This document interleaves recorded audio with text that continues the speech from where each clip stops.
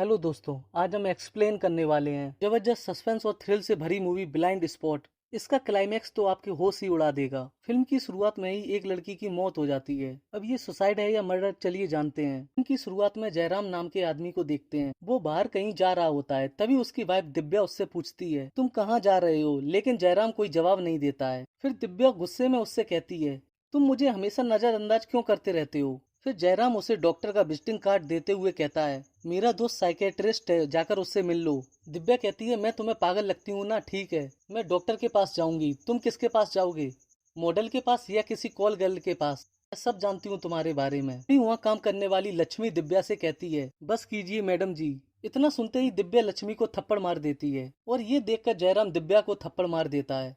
फिर वो तीनों वहां से चले जाते हैं। थोड़ी देर बाद जब दिव्या का बच्चा रोने लगता है तो लक्ष्मी उसे लेकर दिव्या के कमरे में जैसे ही जाती है, वहाँ दिव्या को फांसी पर लटका देखकर चौंक जाती है और फिर पुलिस को फोन करके वहाँ बुला लेती है। विक्रम इन्वेस्टिगेशन में लग जाता है। तभी उसे जमीन पर मोती का एक टुकड़ा मिलता है, जिसे सबूत के तौर पर वो अपने पास रख लेता है। फिर वो लक्ष्मी से पूछताछ करने लगता है। तभी उसकी नजर लक्ष्मी के गाल पर लगे थप्पड़ के निशान पर पड़ती है। फिर लक्ष्मी उसे थप्पड़ वाली बात पूरी बता देती है। फिर विक्रम पूछता है, अभी जयराम कहाँ है? लक्ष्मी बताती है, वो किसी मीटिंग के लिए अभी फ्लाइट से मुंबई जा रहे हैं।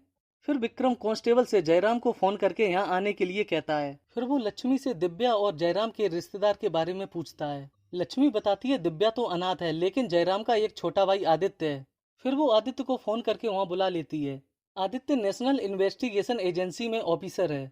विक्रम उसे बताने लगता है, ये सुसाइड नहीं बल्कि एक मर्डर केस है। अगर सुसाइड होती तो ब्लड सर्कुलेशन बंद होने के कारण चेहरा डार्क हो जाता, लेकिन ऐसा नहीं है। और दिव्या के पैर में चोट लगी है। अगर दिव्या इस स्टूल पर चढ़कर फांसी लगाती तो इस पर खून के निशान जरूर होते। और दिव्या के कंधे पर चोट के निशान है, जिससे साफ पता चलता है किसी ने अटैक किया है और दिव्या को मारकर सुसाइड दिखाने की कोशिश की है। तभी लक्ष्मी विक्रम को बताती है। यहाँ से जाने के बाद जयराम एक बार फिर घर लौटकर आए थे। अगले सीन में जयराम भी वहाँ आ जाता है और विक्रम से कहता है, मुझे यहाँ क्यों बुलाया? आखिर यहाँ चल क्या रहा है? विक्रम उसे बताता है, आपकी वाइफ का मर्डर हो चुका है। और कहता है, लक्ष्मी ने मुझे बताया था। तुम्हारे एयरपोर्ट जाने के बाद तुम फिर से एक बार घर पर आए थे। लक्ष्मी ने तुम्हें घर पर आते हुए तो देखा, लेकिन बाहर जाते हुए नहीं देखा। जयराम कहता है, मैं इम्पोर्टेंट डॉक्यूमेंट भूल गया था, उन्हें ही लेने आया था। विक्रम कहता है, बिल्कुल तुम डॉक्यूमेंट लेने आए थे, लेकिन वापस जाने के बजाय तुमने दिव्या को मार दिया और तुमने उसे मारकर लटका दिया, फिर सुसाइड दिखाने की कोशिश की। तभी आदित्य कहता है, मेन डोर पर सीसीटीवी कैमरा लगा हुआ है, उसकी रिकॉर्डिंग से पता चल जाएगा जयराम भैया कब आए और कब गए। फिर वो लोग सीसीटीवी फुटेज देखने लगते हैं, जिससे पता चलता है जयराम आया था और 2 मिनट में वापस चला गया था। इसके बाद वो बाहर आकर लक्ष्मी से पूछता है, तुम्हारे घर की मालकिन की मौत हो गई, तुम्हें सबसे पहले फोन उसके पति को या उसके रिश्तेदार को करना चाहिए था, लेकिन तुमने तो सीधा पुलिस को फोन किया। तुम क्या छुपा रही हो? सच सच बताओ। लक्ष्मी बताती है, मैंने सबसे पहले फोन जयराम को ही किया था, लेकिन उन्होंने मुझसे पहले पुलिस स्टेशन फोन करने के लिए कहा। और यहाँ विक्रम को एक बात और पता चलती है कि जयराम और लक्ष्मी के बीच नाजायज संबंध थे। विक्रम जयराम से कहता है, तुम दिव्या की मौत के बारे में पहले से जानते थे, फिर अनजान बनने का ड्रामा क्यों कर रहे थे? जयराम कहता है, मेरा और मेरी वाइफ का रिलेशन ठीक नहीं चल रहा था, कुछ दिनों से झगड़े भी बढ़ते जा रहे थे। हमारे झगड़ों की वजह से कहीं दिव्या ने सुसाइड ना किया हो, ऐसा इल्जाम मुझ पर ना आ जाए, इसलिए मैंने लक्ष्मी को पुलिस स्टेशन फोन करने के लिए कहा। विक्रम लक्ष्मी से कहता है, तुम दोनों ने अपनी खुशी के लिए दिव्या को मार दिया।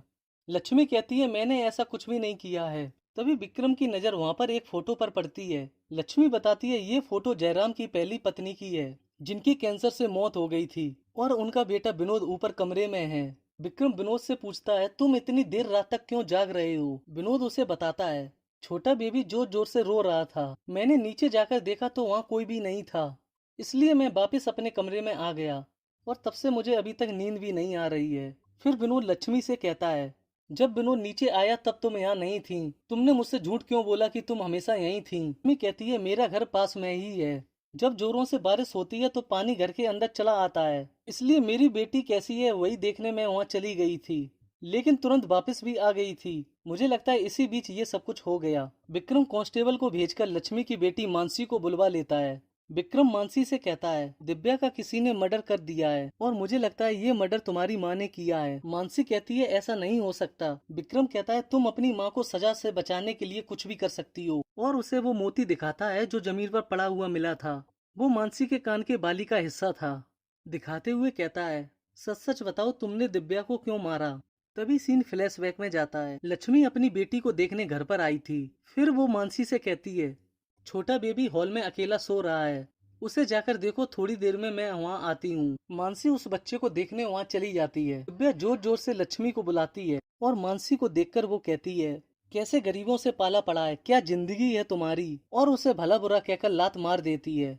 मानसी गुस्से में दिव्या को थप्पड़ मार देती है। फिर इन दोनों में झगड़ा होने लगता है। इसी बीच मानसी दिव्या को धक्का दे देती है, जिससे वो दीवार से टकराकर बेहोश हो जाती है। मानसी घबराकर घर जाकर माँ को बुला लेती है। तभी उन्हें पता चलता है दिव्या की तो मौत हो गई है और लक्ष्मी मानसी को वहां से भगा देती है। अब सीन फिर से प्रेजेंट में शिफ्ट होता है। विक्रम मानसी से पूछता है, तुमने दिव्या को क्यों मारा? वो कहती है, मैं जानती थी जयराम की मैं नाजायज बेटी हूँ। मेरी माँ चुपचाप दिव्या के सारे जुल्म सहती रहती थी।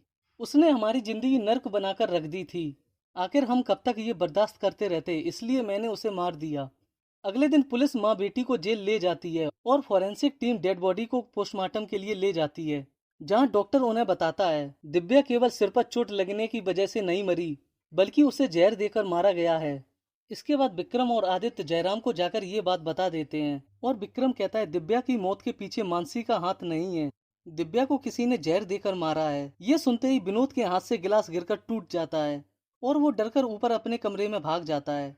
विक्रम उसके पीछे कमरे में जाता है तो विक्रम को वहाँ अलमारी में उसकी माँ के कपड़ों के बीच में एक बोतल मिलती है, जिसे वो जयराम को पीने के लिए कहता है। जयराम उसे जैसे ही पीने वाला होता है, विनोद उसे फैला देता है। फिर विक्रम उससे पूछता है, आखिर इस बोतल में ऐसा क्या है?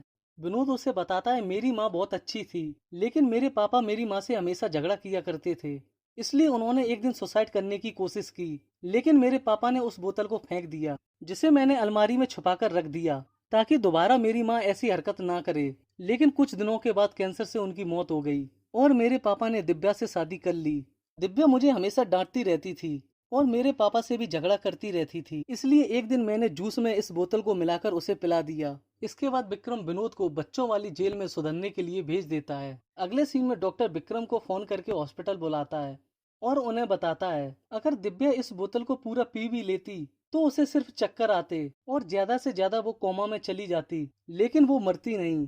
इसके बारे में मैंने जानने के लिए कई तरह के टेस्ट किए और मैंने इसके सैंपल को पुणे के लैब में भी भेजा, जिससे पता चला दिव्या की बॉडी में एक ड्रग भी पाया गया, जिसकी वजह से उसकी मौत हुई।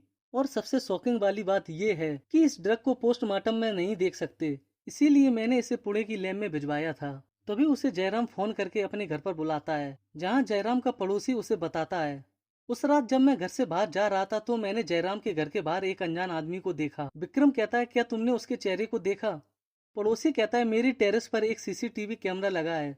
वो लोग उसकी फुटेज देखने लगते हैं, जिसमें एक आदमी दिव्या के कमरे में घुसता हुआ नजर आ रहा है। इसको देखकर विक्रम उन लोगों से कहता है, जब तक हत्यारा नहीं मिल जाता तुम लोग ये शहर छोड़कर नहीं जा सकते। और अगले दिन से विक्रम उन लोगों पर नजर रखने लगता है। और एक रात डॉक्टर उसे बताता है, एविडेंस रूम में आग लग गई है, जिसकी वजह से सारे सबूत जलकर राख हो गए हैं। तभी विक्रम को वहाँ आदित्य की फोटो मिलती है और वो कांस्टेबल से कहता है, हमें पता चल गया है कि आखिर हत्यारा कौन है। यहाँ से वो सीधा आदित्य के घर में जाता है, जहाँ उसे मर्डर की प्लानिंग के सारे सबूत मिल जाते हैं। तभी आदित्य उस पर अटैक कर देता है और उन लोगों में फाइट होने लगती है। इसी बीच कांस्टेबल आकर विक्रम पर पीछे से अटैक कर देता है। फिर आदित्य उसे बांधकर उससे पूछता है, तुम इस केस को इतनी आसानी से सॉल्व कर दोगे, मैंने कभी सोचा भी नहीं था। विक्रम कहता है, तो क्या जैसे तुमने दिव्या को मारा है वैसे ही मुझे भी मार दोगे? ये सुनते ही आदित्य उससे कहता है, दिव्या को मैंने नहीं बल्कि तुमने मारा है। जी हाँ दोस्तों, इस मूवी का सबसे बड़ा सस्पेंस यही है कि दिव्या को विक्रम ने ही मारा है। आदित्य विक्रम को बताता है, पहले दिन से ही मैं इस केस को फॉलो कर रहा था। पहले मुझे लगा घर वालों में से किसी ने ही मारा है, फिर जिस दिन मैंने वो सीसीटीवी फुटेज देखी तो मुझे समझ आया हत्यारा कोई बाहर वाला ही है और उसका दिव्या से कोई रिश्ता भी है। तभी से मैंने अपनी अलग से इन्वेस्टिगेशन शुरू कर दी और मैं दिव्या के बारे में सब जानना चाहता था। इसलिए दिव्या जहाँ पैदा हुई मैं वहाँ गया। वहाँ एक बूढ़ी औरत ने मुझे एक बॉक्स दिखाया जिसमें मुझे एक लेटर मिला। उस लेटर में मैंने तुम्हारा नाम देखा तो मुझे तुम पर शक हुआ कि तुमने ही दिव्या को मारा है, और ये बात कंफर्म करने के लिए मैं तुम पर नजर रखने लगा। और जब तुम घड़ी की दुकान पर गए तो मेरे दिमाग में एक बात आई, उस रात तुम्हारे हाथ में भी घड़ी थी, फिर भी तुम टाइम देखने के लिए बार बार दीवार पर लगी घड़ी की ओर देख रहे थे। तुम्हारी दुकान से निकलने के बाद मैं वहाँ पर गया जहाँ मुझे पता चला तुम अपनी घड़ी का पिन बदलवाने के लिए आए थे, और उन्होंने मुझे तुम्हारे नाम का बिल भी दिखाया। फिर मैं उस जगह पर गया जहाँ से हत्यारा घर के अंदर गया था। वहाँ मुझे तुम्हारी घड़ी का पिन मिला, जिसे मैंने लैब में भिजवा दिया, जिससे मुझे पता चला उस पिन पर दिव्या का खून था और उस पर ड्रग भी लगा हुआ था। अब मैं कंफर्म हो गया था कि दिव्या को तुमने ही मारा है। और कहता है जब तुम इन्वेस्टिगेशन करने आए थे तो तुमने सोचा मर्डर का इल्जाम घर के किसी भी आदमी पर डाल दोगे, इसलिए ये बात मैंने जाकर कांस्टेबल को बता दी और उन्हें सारे सबूत भी दिखा दिए, और इसके बाद तुमने वही किया। अब तुम सच सच बताओ, तुमने आखिर दिव्या को क्यों मारा? विक्रम उसे बताने लगता है, बाकी बच्चों की तरह मेरी लाइफ नहीं थी। एक दिन भी अगर मैं काम नहीं करूं तो मैं और मेरी माँ भूखे सोते थे, और एक दिन मेरी माँ भी गुजर गई। मुझे लगता था पढ़ाई करने से सब कुछ ठीक हो जाएगा, इसलिए मैंने कभी पढ़ाई नहीं छोड़ी। और इसी बीच दिव्या मेरी लाइफ में आई और हम दोनों एक दूसरे से बहुत प्यार करने लगे। फिर मेरा पुलिस में सिलेक्शन हो गया और मैं ट्रेनिंग के लिए मुंबई चला गया। अपने आप को साबित करने के लिए मैंने बहुत मेहनत की। हमारे बैच को ट्रेनिंग देने वाले आईजी सर को मैं बहुत पसंद आया, इसलिए उन्होंने मुझे अपनी बेटी से शादी करने का ऑफर भी दे दिया। फिर मैंने उनकी बेटी से शादी कर ली। मुझमें दिव्या का सामना करने की हिम्मत नहीं थी, इसलिए मैंने उसे एक लेटर लिख दिया। लेकिन दिव्या को धोखा देने का गिल्ट मुझमें अब भी था, इसलिए मैं अपनी जॉब में बिजी हो गया। और इसी बीच मैंने ड्रग डीलर के यहाँ रेड डाली। और ये न्यूज जब दिव्या ने टीवी पर देखी, उसने मुझे फोन देकर बधाई दी और मुझसे कहा, तुम मुझे इस तरह छोड़कर क्यों चले गए? इसमें मेरी क्या गलती थी? और वो मुझे रोज रोज फोन करके परेशान करने लगी और कहने लगी, मुझे यहाँ से ले चलो वरना मैं पुलिस के सामने अपने बारे में सब कुछ सच बता दूंगी। मैं क्या करता मुझे कुछ समझ नहीं आ रहा था, इसलिए मैंने उसे मानने की सोची। और फिर उस ड्रग को घड़ी के पिन में लगाकर दिव्या से मिलने चला गया और उससे मिलने के बहाने उसके गले में इंजेक्ट कर दिया। और जब मैं वहां से जाने लगा तो दिव्या ने मुझसे कहा, अपने बेटे को नहीं देखोगे? मैं जिस गिल्ट को मानना चाहता था वही मेरे आंखों के सामने था। इसके बाद वो जेल चला जाता है। तभी वो बैन में दिव्या को इमेजिनेशन करने लगता है। दिव्या कहती है, अगर हम दोनों साथ होते तो कितना अच्छा होता। ये सुनकर वो रोने लगता है और ये फिल्म यही खत्म हो जाती है। आपको ये मूवी कैसी लगी कमेंट बॉक्स में जरूर बताएं। तब तक के लिए वीडियो को लाइक करें और आने वाली नई नई वेब सीरीज मूवीज का एक्सप्लेनेशन देखने के लिए हमारे चैनल को सब्सक्राइब करना बिल्कुल ना भूलें।